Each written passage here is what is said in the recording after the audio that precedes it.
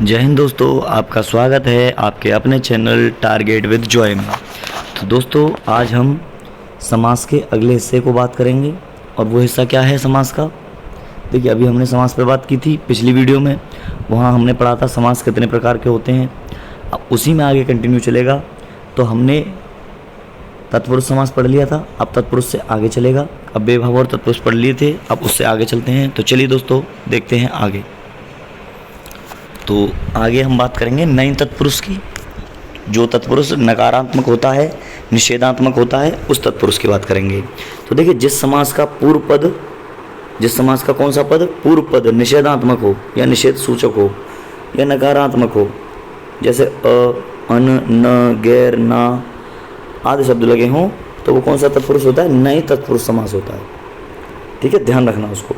हमने देखिए पाँच छः तत्पुरुष समास पढ़ लिए हैं। एक ये नए तत्पुरुष भी होता है। ठीक है, इसमें क्या होता है देखिए, अधर्म मतलब न धर्म, अयोग्य मतलब न योग्य, अनहोनी न होनी, अनाचार मतलब न आचार, अनावश्यक मतलब न आवश्यक, अनिष्ट न इष्ट, नपुंसक जो पुंसक नहीं है, गैर वाजिब ना वाजिब, नापसंद नापसंद हो गया, ना मर्द मर्द ही नहीं है, नालायक जो लायक ही नहीं है। ठीक है दोस्तों, तो इसमें निषेधात्मक या नकारात्मक रहता है। चलिए आगे बढ़ते हैं।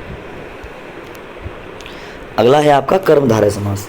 देखो दोस्तों, तत्पुरुष समास के अंदर कर्मधारय भी आ जाता है। ठीक है, इसको तत्पुरुष ही मानते हैं क्योंकि इसमें भी उपमान उपमेय दे रखे, पूर्व पद ही प्रधान होता है मोस्टली। ठीक है, तो इसको भी कर्मधारय को उसमें रखा गया है तत्पुरुष के अंदर ही। लेकिन ये ब्रॉड लेवल का कॉन्सेप्ट है, आपको ये नहीं रटना है। ठीक है, तो आपको जैसे मैं पढ़ा रहा हूँ वैसे ही पढ़िए, एग्जाम में वैसे ही आएगा। ज़्यादा डिटेल में मत जाइए क्योंकि आपका पीजीटी टीजीटी का एग्ज़ाम नहीं है।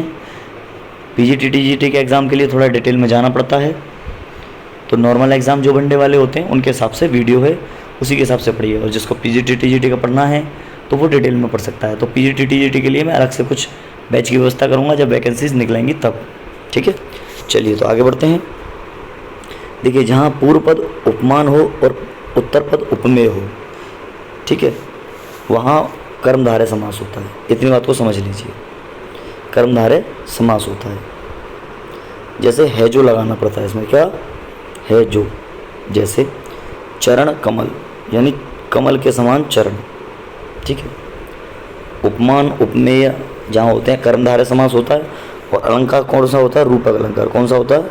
रूपक। ठीक है, चलिए वो मैं जब अलंकार पढ़ाऊँगा जब आपको बताऊँगा। क्लियर? कनकलता मतलब कनक सी लता, कमल नयन मतलब कमल के समान नयन, प्राण प्रिय मतलब प्राणों के समान प्रिय, चंद्रमुख मतलब चंद्र के समान मुख। ठीक है, के समान या है जो। ठीक है, इस प्रकार से आए तो कर्मधारय समास। उदाहरण भी हमने देख लिए। चलिए आगे बढ़ते हैं। अगला है द्विगु समास। क्या है? द्विगु समास। द्विगु समास में क्या होता है? इसमें समस्त पद का पूर्व पद जो संख्यावाची होता है। क्या होता है? संख्यावाची। और विशेषण भी होता है, विशेषता बताता है। इसमें समूह या समाहार का ज्ञान होता है। कैसे? सप्त सिंधु मतलब 7 सिंधुओं का समूह, दोपहर 2 पहरों का समूह, त्रिलोक 3 लोकों का समाहार, चौराहा 4 राहों का समूह, नवरात्र 9 रात्रियों का समूह, सप्तऋषि 7 ऋषियों का समूह। इस प्रकार से यानी समूह की बात करी जाएगी और गिनती की बात करी जाएगी। तो क्या बन जाएगा आपका? द्विगु समास। चलिए बढ़ते हैं आगे। अगला है द्वंद्व समास। कौन सा? द्वंद्व समास। द्वंद्व का मतलब होता है दोनों ही पद प्रधान होते हैं, दोनों के बीच में और, एवं, या, अथवा लगा होता है, उसे कहते हैं द्वंद्व समास। और कुछ भी नहीं लगा हो तो हाइफन लगा होता है, जिसे डैश कहते हैं। हाइफन मतलब डैश कहते हैं, योजक चिन्ह। ठीक है बेटा, जैसे नली नदी नाले यानी नदी और नाले, पाप पुण्य पाप और पुण्य, सुख दुख सुख और दुख, गुण दोष गुण और दोष, देश विदेश देश विदेश, देश और विदेश, ऊंच नीच ऊंचा या नीचा, राजा और प्रजा का राजा प्रजा, नर नारी नर और नारी, खरा खोटा खरा या खोटा, राधा कृष्ण राधा और कृष्ण, गरम ठंडा ठंडा और गरम, छल कपट छल और कपट। इस प्रकार से ये आपके द्वंद्व समास के उदाहरण हैं। चलिए आगे बढ़ते हैं,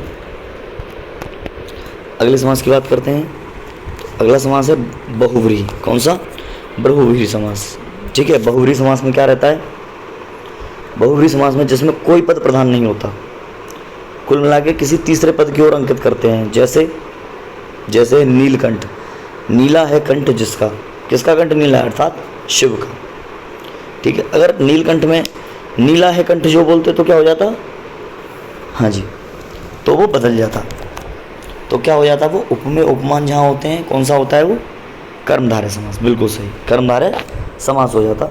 ठीक है, जैसे लंबोदर, लंबा है उदर जिसका, यानी गणेश।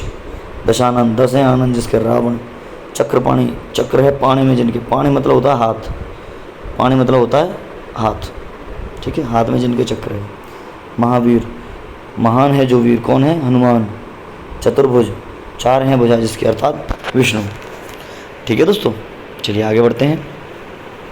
तो इस प्रकार आपके समाप्त हुई वीडियो। तो समास की थ्योरी मैंने आपको करा दी है, समास के सारे प्रकार करा दिए हैं। टोटल 6 प्रकार के समास होते हैं, सारे करा दिए हैं। और कल हम करेंगे इसके प्रश्नोत्तरी। ठीक है, जो संभावित प्रश्न होते हैं। तो चलिए दोस्तों, मिलते हैं अगली वीडियो में किसी के साथ। जय हिंद दोस्तों, जय हिंद।